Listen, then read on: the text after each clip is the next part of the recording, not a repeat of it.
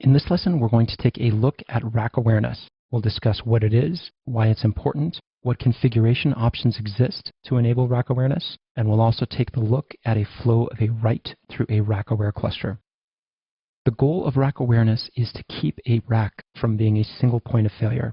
Again, a rack is just a big rack of servers. And here you can see that we have 6 individual 1-unit servers and 2 big servers here on the bottom. To see how a rack could be a single point of failure, let's say that we had 3 separate slave nodes inside of a rack.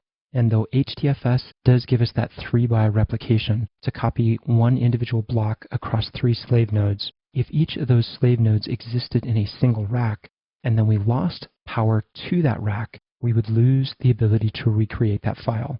We didn't experience data loss, but we did experience a big inconvenience in that we can't recreate that file and we can't run any processing on it. To use rack awareness, we essentially provide Hadoop with a script that it consults on file write, which tells it which nodes live in which racks. Hadoop can then make an intelligent decision about spreading the blocks across 2 or more racks. And in this case, Hadoop will write a single block to one node in one rack, and then it will write all subsequent copies of that block to a second rack.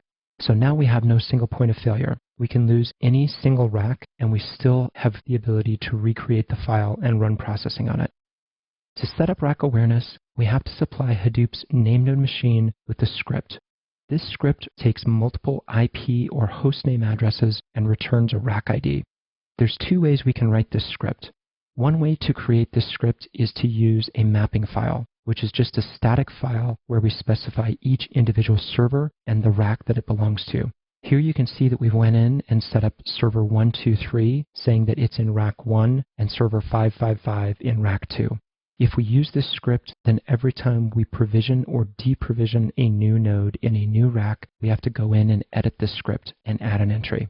Or we can do it maybe a more intelligent way by embedding the rack number in our host names, so that here our host names contain the rack number. And we have S123-R1 indicating that this is server 123 in rack 1, and S555-R2 indicating that this is server 555 in rack 2. Going this second route means that we don't have to use this mapping file and have our script go and parse that file.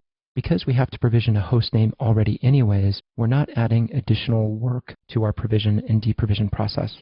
So try to use the hostname embed method. It's a whole lot easier than maintaining a mapping file, and you have to set up host names for each machine anyways. To use this file, you simply provide it to core-site.xml with the full path of the script that you're going to use in a topology.script.file.name parameter.